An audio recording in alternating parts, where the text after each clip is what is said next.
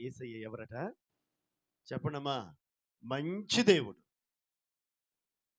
మంచివాడు ఆయన. మనందరి కొరకు తన ప్రాణమును పెట్టునంత మంచితనం ఆయనది. ఇంతకన్నా మంచితనం ఇంకెక్కడుందండి? ప్రాణము పెట్టినంత మంచితనం. ఇక ఇంతకన్నా మంచోళ్ళు ఎవరున్నారా? మనం అంటుంటాం. నీ ప్రాణానికి నా ప్రాణం అడ్డు అంటాం. ఏమంటాం? నీ ప్రాణానికి నా ప్రాణం అడ్డురా అంటాం. ఈ లోపల జరగరాంది జరిగిందనుకోండి, దరిదాపుల్లో ఉండం. అంతకుముందు వరకు నీ ప్రాణానికి నా ప్రాణం అడ్డు. కొన్ని కొన్ని సందర్భాల్లో వింటా ఉంటాం.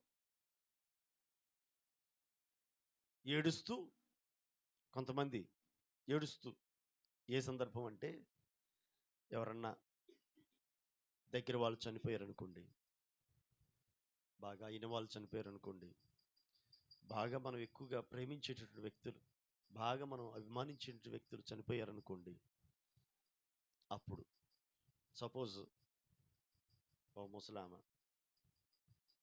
వాళ్ళ కొడుకు కూతురు మనవడో మనవరాలో ఎవరో కాలం చెల్లారు, చనిపోయారనుకోండి, వాళ్ళు ఎడుతూ ఉంటారు. నేను వాళ్ళని విమర్శించడం కాదు, కానీ విషయం మీకు అర్థం అవడం కోసం చెప్తున్నా. వాళ్ళు ఏడ్చేటప్పుడు, నాయనా అప్పుడే పోయావా, నువ్వు ఉండి నేను చచ్చిపోయినా బాగుండరా, నా ప్రాణం పోసుకుని నువ్వన్న బతకాల్సిందిరా అని ఏడుస్తూ ఉంటారు. అంతే కదా? నువ్వుండి నేను పోయినా బాగుండరా, నిజంగా కనుక ఆ చచ్చిపోయినోడు బతికి వచ్చే మా అమ్మ ఎట్టో అన్నదేదో అన్నవుగా, సరే నేను బతుకుతున్నా లేక నువ్వు చావు నా బదులు అని అంతే అన్నాడు అనుకోండి, లెగిసి సచ్చినోడా, సచ్చినోడు చావక మళ్ళీ బతికొచ్చి నన్ను చావనమంటావురా అంటారంటారండి.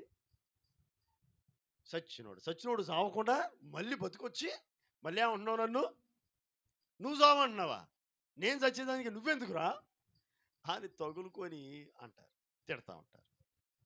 మనకు తెలిసిన సంగతులు ఇవన్నీ అంటాం. అనడానికి మాత్రం నోటి మాటగా అనగలం, కానీ ఆ సందర్భం ఆ సమయం వచ్చినప్పుడు మనం చేయగలం అలాగా? మన వల్ల కాదు, అది మన వల్ల అయ్యేది కాదు. కానీ యేసయ్య చేసాడు ఆ పని. నీకు మారుగా నాకు మారుగా సిలువలో ఆయన మరణించాడు. Praise the Lord. మనము చేసిన మన పాపాలకు మనము అనుభవించవలసినటువంటి మరణ శిక్షను, ఆ దోష శిక్షను మనము భరించాల్సింది ఆయన భరించాడు, సిలువలో మరణించాడు. దేవునికి మహిమ కలుగును గాక. ఆయన మేలు చేయవాడు. దుష్టుడైన అపవాది మాత్రం కీడు చేయనుద్దేశించెను, కానీ అది మేలుకే దేవుడు ఉద్దేశించాడు. నువ్వు నమ్మగలగాలి. నేను ముందే అన్నాగా, నిజముగా నీవు దేవుని ప్రేమించే వ్యక్తివే గనక అయితే నీ జీవితంలో నీకు ఎదురవుతున్న ప్రతి పరిస్థితి, నీవెదుర్కొనే ప్రతి సమస్య, ఎదుర్కొంటున్నటువంటి ప్రతి అనారోగ్య పరిస్థితులు, ఇవన్నీ నీకు మేలుగా మారునుగాక. ఏదైతే కీడు అని నువ్వు తలస్తూ ఉన్నావో, అట్టి కీడైనటువంటి కార్యాలన్నిటినీ దేవుడు మేలుగా మార్చునుగాక. ఇక నుండి అయినా దేవుని ప్రేమించు, ఇక నుండి అయినా సరే దేవుని కొరకు జీవించు. జరిగిన కీడు ఏదో జరిగిపోయింది. ఒక్కొక్కసారి మనం చేసిన పనులను బట్టి కూడా కీడు జరుగుతూ ఉంటుంది. ఉదాహరణకి బాగా కైనీలు నవిలే అలవాటు అనుకోండి, గుట్కాలు, కైనీలు, ఇట్లాంటి ఈ దురలవాటు ఉందనుకోండి ఎవరికైనా, ఒక రోజు కాబట్టి ఒక రోజైనా, సంవత్సరాలు గడిచాకైనా సరే వాళ్ళకు క్యాన్సర్ వస్తుంది, నోటి క్యాన్సర్ వస్తుంది. ఇదంతా పుళ్ళు పడిపోతాయి, ఇదంతా ఆపరేషన్ చేసి తీసేయాలి దవడ దవడ. అక్కడ వరకు సంతోషం, బతికున్నారు అనుకోవటమే. సీరియస్ అయిపోతే కొంతమంది చనిపోయేవారు కూడా ఉంటారు. ఇదంతా పాడైపోయింది. భయంకరమైన పరిస్థితి. గొంతు క్యాన్సర్ వచ్చేసింది, లేదా రకరకాలైన బలహీనతలు, అనారోగ్యాలు వచ్చేసాయి. బలహీనులు అయిపోయారు. కారణం దేవుడు కాదు.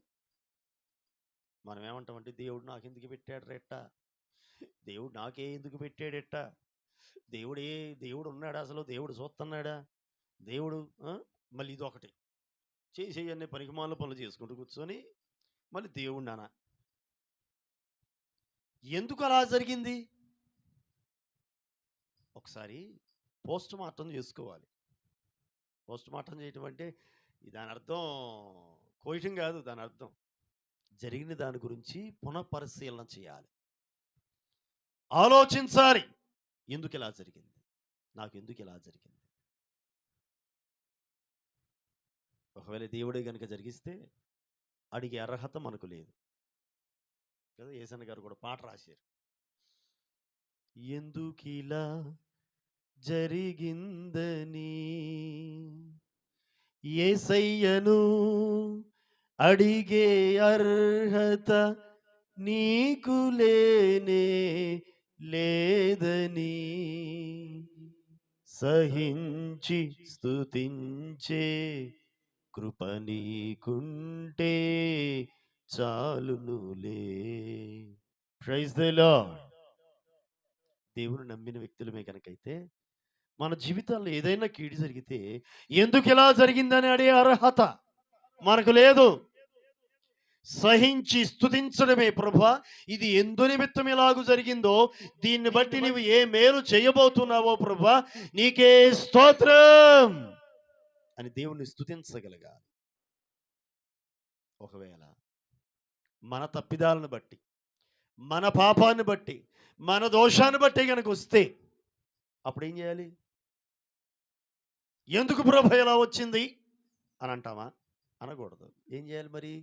ప్రభా నా దోషాన్ని బట్టి ఇలా జరిగిందయ్యా, నా పాపాన్ని బట్టి, నా దోషాన్ని బట్టి, నా అపరాధాన్ని బట్టి, నేను చేసిన పనులను బట్టి నా జీవితం ఇలా అయిపోయింది ప్రభువా, దయతో నన్ను క్షమించయ్యా అని గనక మనం ఆయన పాదాలు పట్టుకొని వేడుకుంటే నీ జీవితంలో నీవు ఎదుర్కొంటున్నటువంటి ఆ కీడైన అనుభవాన్ని ఆయన మేలుగా మార్చుటకు సమర్థుడు. Praise the Lord. మేలుగా మారుస్తాడు దాన్ని. నీవే గనక నీ తప్పిదాన్ని తెలుసుకొని దాన్ని ఒప్పుకోగలిగితే నీవు ఎదుర్కొంటున్నటువంటి ఆ కీడుని, జరుగుతున్నటువంటి ఆ కీడైన అనుభవాలు, వాటన్నిటినీ కూడా మరలా ఆయన తారుమారు చేసేస్తాడు. నువ్వు పశ్చాత్తాపంతో ఆయన పాదాలు వేడుకోగలిగితే చాలు. కీడును మేలుగా ఉద్దేశించుటకు సమర్థుడు ఆయన అని, ఏమైనా చేయుటకు సమర్థుడు. ఉన్నది లేనట్టుగా, లేనిది ఉన్నట్టుగా చేయుటకు శక్తి సామర్థ్యము కలిగినటువంటి గనుడైన దేవుడు, ఏకైక దేవుడు, సృష్టికర్త ఆయనే. కేవలం ఒక్క నోటి మాటతో అఖిల బ్రహ్మాండమును సృష్టించిన సృష్టికర్త ఆయన.